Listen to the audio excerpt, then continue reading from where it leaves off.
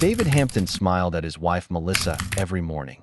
But behind that smile was a secret plan to make her disappear, simply because she no longer looked the way he wanted.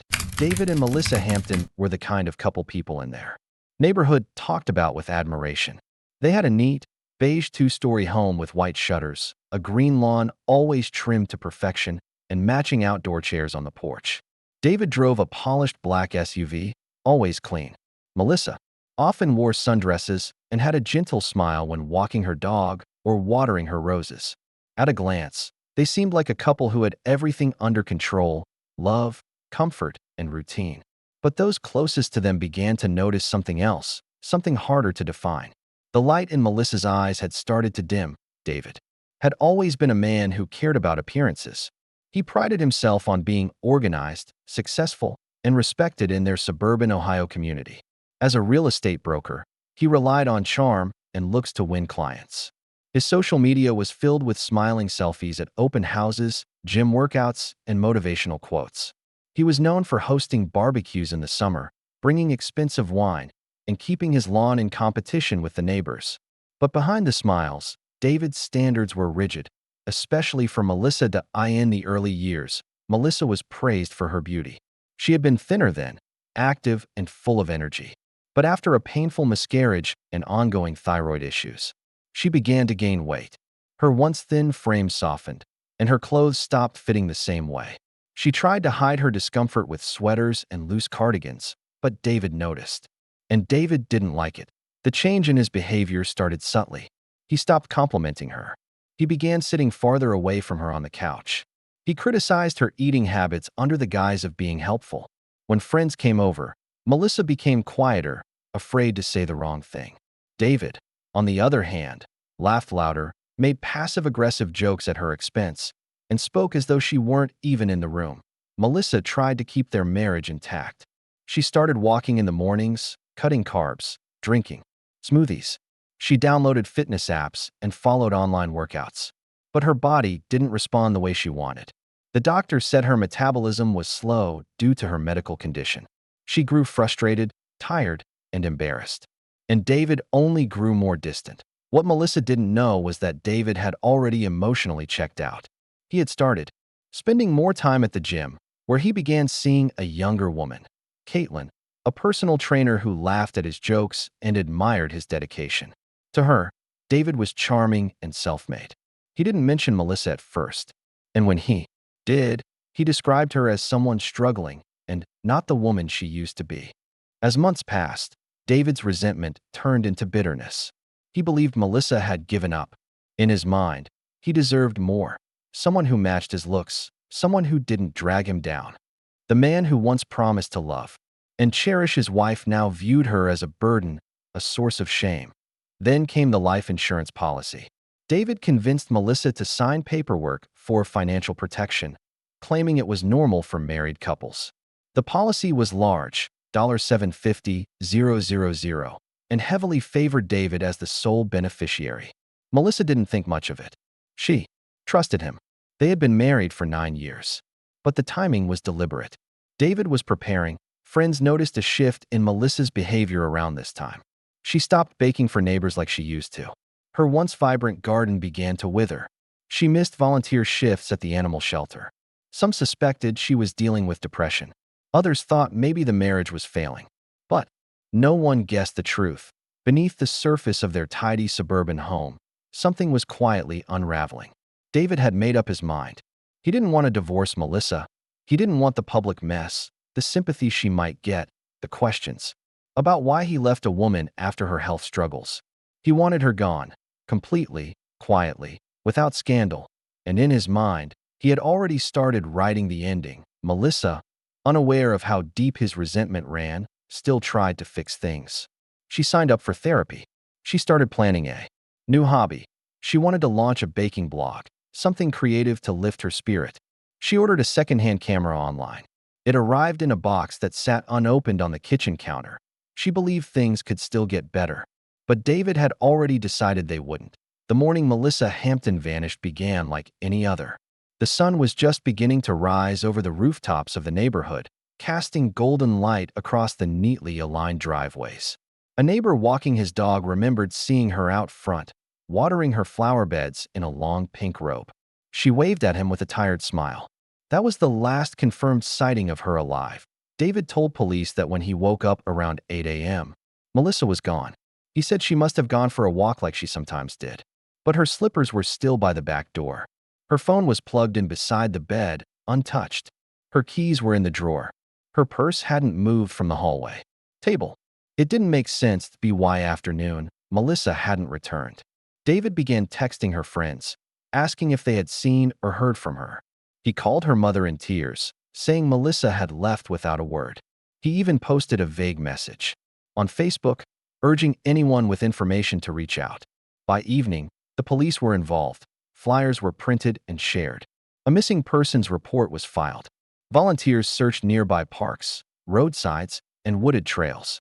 Police combed through hours of surveillance footage from nearby traffic cameras, local stores, and intersections. Melissa's face appeared on the evening news. Her smile was warm, her eyes kind, the kind of photo that made people stop and stare. But there were no clues. No one had seen her leave. No one had heard a struggle. It was as if she had vanished into thin air. David appeared devastated. He gave tearful interviews to local media, pleading for help.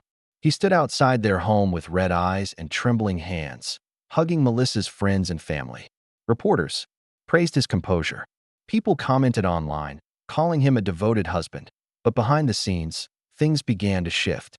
Within 3 weeks of her disappearance, David sold Melissa's car. He told the DMV she wouldn't be needing it anymore. He removed photos of her from the walls and boxed up her clothes. Her favorite books vanished from the shelves. Her baking supplies were donated.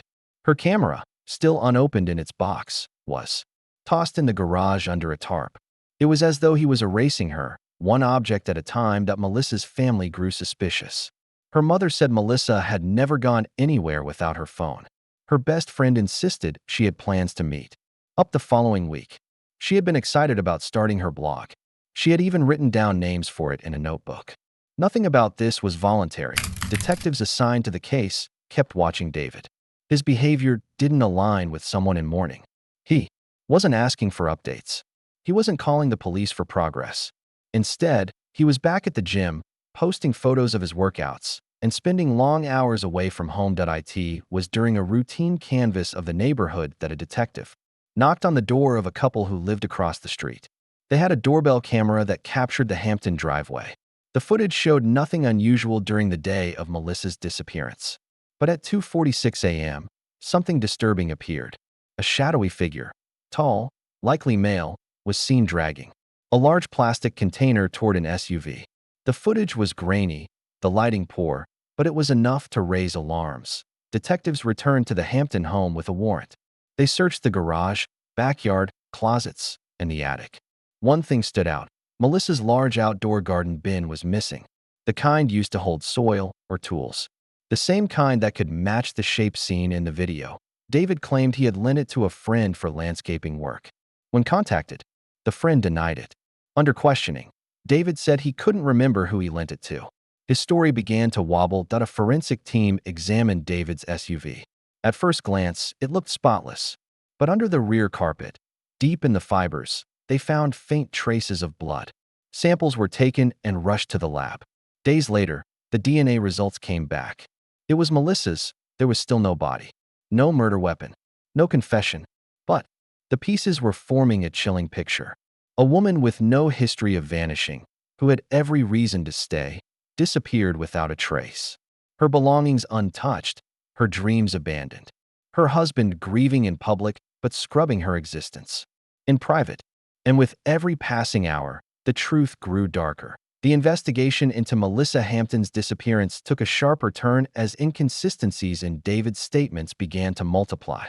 He had claimed she often went on morning walks, but friends and family said otherwise. Melissa hadn't walked alone in weeks due to her anxiety and low energy. The path he mentioned as her usual route was only half a mile, yet she had been missing for hours before he even noticed. Nothing fit the narrative he gave. Detectives examined phone records. David's cell showed a flurry of late-night messages to a woman named Caitlin Brower, a local fitness trainer. Their communication wasn't casual, it was intimate. Just days before Melissa disappeared, David had wired money to Caitlin for a vacation they were planning. One payment stood out, a booking at a seaside resort under a different name, scheduled for 3 weeks after Melissa was last seen. Bank records revealed even more. Jewelry stores, expensive dinners, hotel reservations, all paid for using shared accounts David had once managed with Melissa. When questioned about the money, David insisted it was for business expenses, but the receipts said otherwise. It was becoming increasingly clear that while Melissa was missing, David was preparing for a new life without her. That Melissa's sister, Grace, stepped forward with a discovery. While helping their mother clean out an old storage box, she found a journal Melissa had kept months before she vanished. It wasn't detailed, but the entries were filled with sadness, disappointment, and fear. One page stood out. Melissa had written that David had become cruel in silence, that he barely spoke to her anymore, and that he once called her a waste of space. She feared she was losing him, not to another woman, but to a version of himself she no longer recognized. That journal page was handed over to the police. Investigators revisited the doorbell footage from the neighbor across the street. Forensic analysts enhanced the video using software to clarify the contents. Although faces couldn't be seen, the figure's build and gait were consistent with David's. The object being dragged matched the dimensions of Melissa's garden storage bin. The timestamp also contradicted David's initial claim that he hadn't left the house that night at the same time. Forensics were still examining the blood found under the SUV's rear carpet. It was a small amount, but enough to confirm that Melissa had bled in that vehicle. David claimed she had once cut herself during a trip to the garden center, but no such incident had ever been documented, and friends said Melissa hadn't been inside the SUV in weeks. Detectives began interviewing more people from David's gym, where he was a regular. Staff members said he had become increasingly friendly with Caitlin, often waiting until her shift ended and walking her to her car. One employee remembered overhearing David joking about being a free man soon. Another said he once referred to his marriage as something he was ready to end. Search warrants were extended to David's devices. His laptop and phone told their own story. There were disturbing internet searches, all made in private browsing mode. How long does it take to suffocate someone? Can you bury a body without it being found? Decomposition in summer heat. Even darker were the draft emails. To Caitlin, never sent, where David spoke of starting over and finally being free of the extra weight. The last phrase caught the lead investigator's attention. It wasn't just a metaphor. It seemed like a motive.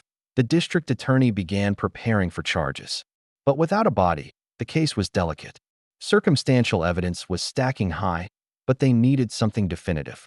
A break came. Unexpectedly. A hiker, walking near a remote area of state parkland outside the city, spotted torn plastic tangled in brush. It was partially buried, the earth disturbed unnaturally.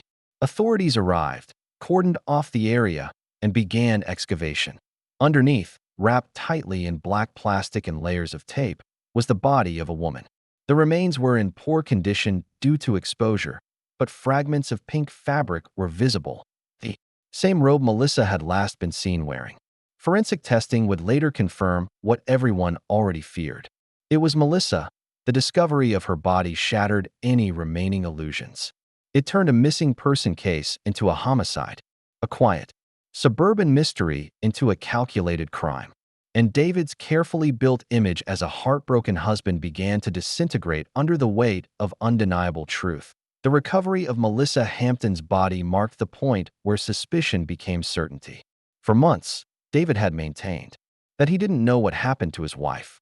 He gave interviews, offered rewards, and publicly played the role of the grieving husband.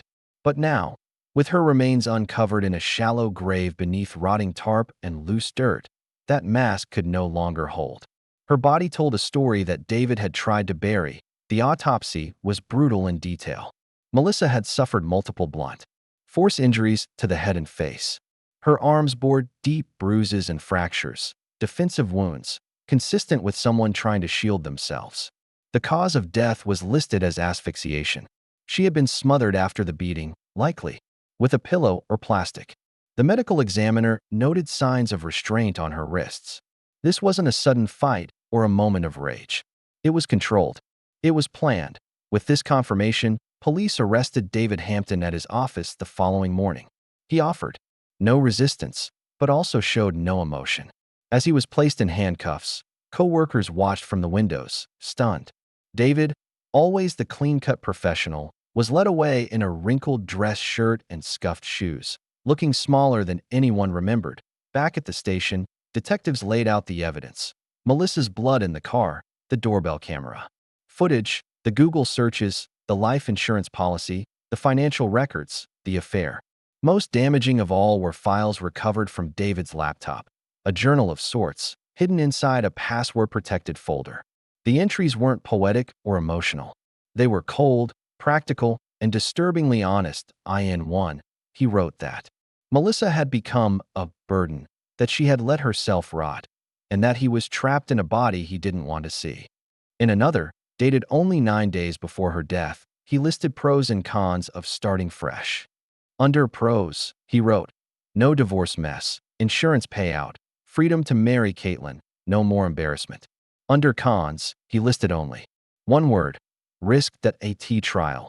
The prosecution painted David as a man consumed by vanity and control. They argued that he had become obsessed with his appearance, status, and the image of success. When Melissa's body no longer matched that image, he saw her not as a partner, but as a problem to eliminate. They brought in witnesses who had seen the changes in his attitude, friends who described his growing cruelty, gym staff who recalled his strange comments, and Melissa's own sister, who testified about the journal entries her sister had written. In fear, the most damning moment in court came when forensic analysts presented a timeline built from digital footprints. They showed how, in the weeks leading up to Melissa's death, David had searched for body disposal methods, purchased materials later found with her body, and drafted emails to Caitlin promising that they'd soon be together without obstacles. They played a slowed-down version of the doorbell camera footage, linking the time to a gap in David's claimed sleep schedule. The figure dragging the bin was never clearly identified, but combined with everything else, it left little room for doubt. David's defense team tried to argue that the evidence was circumstantial. They suggested Melissa had been depressed, that her death may have been a suicide or accident. They claimed the blood in the car came from a gardening injury. They tried to dismiss the journal entries as fiction, the search history as curiosity, and the affair as irrelevant. But the jury wasn't convinced. After 2 weeks of testimony and 3 days of deliberation, the verdict was delivered, guilty of first-degree murder. David showed no visible reaction as the judge read the sentence. Life in prison without the possibility of parole. The courtroom was silent. Melissa's mother wept. Her sister held a small framed photo of her, taken just a year before her death, smiling in front of her garden, hopeful, unaware. Caitlin, the woman David had planned to start over with, never appeared in court. She had broken off contact with him shortly after Melissa's body was found. In a brief statement to police, she said she had believed David's story about a failed marriage and a missing wife. When the truth emerged, she disappeared from the public eye entirely. David was transferred to a maximum security prison the following week. He remains there, silent and unrepentant. No appeals have been filed. What began as a missing person case unraveled into something far more chilling. A man so fixated on image and control that he saw murder as a solution. And a woman whose only crime was changing in ways he couldn't accept. David and Melissa Hampton were known around their suburban Cleveland neighborhood as the couple who seemed to have it all. Their beige 2-story house had flower boxes in every window, a neatly trimmed lawn, and wind chimes that gently sang with each breeze. Neighbors often waved at Melissa as she watered her rose bushes, always wearing her wide sun hat and gentle smile. David, clean-shaven and charismatic, drove a sleek black SUV and waved just as confidently. On the surface, they were a picture-perfect couple, but pictures only show what people want them to see. Beneath the surface, their marriage had started to crack years earlier. When they first met, David was drawn to Melissa's warmth and sense of humor. She made people feel at ease. She listened. She laughed easily. They had fallen in love quickly, married within a year, and settled into what many thought was an ideal life. But time, illness, and loss began to change everything, especially Melissa. After suffering a miscarriage, Melissa fell into a quiet grief that never really went away. Medical appointments uncovered thyroid problems that made her gain weight and sap her energy. Despite changing diets, medications, and new routines, her body kept resisting her efforts. She began to retreat inward, embarrassed by her appearance, frustrated by her limitations. The vibrant, quick-witted woman David had once known became quieter, slower, and less confident. David didn't handle the change well. He wasn't the kind of man who believed in weathering storms. He valued control, appearances, and admiration, things that didn't align with a wife he now saw as failing. At first, his disapproval came in silence. Then it turned into passive remarks, eye rolls, and emotional distance. Friends who visited noticed that David rarely spoke directly to Melissa anymore. She often sat in the background while he led conversations, always the center of attention, while she nodded quietly, hands folded in her lap. Melissa tried to fix things. She started new diets every few months, downloaded fitness apps, and even joined an online support group. But nothing seemed to bring back the version of herself she once knew. She hoped that if she could change physically, David would start seeing her again. She still loved him, even when he grew cold. She still believed their marriage was worth saving. But David had already begun to move on in his mind. The affection he once had for Melissa was replaced by annoyance. He resented having to explain her absence from social events. He hated the way people looked at them differently now. Slowly, quietly, he began detaching from the life they had built together. He started spending more hours at the gym, becoming obsessed with his appearance. That's where he met Caitlin, a young and energetic personal trainer who laughed at his jokes and admired his discipline. Caitlin. David was charming, successful, and misunderstood. He didn't tell her much about Melissa.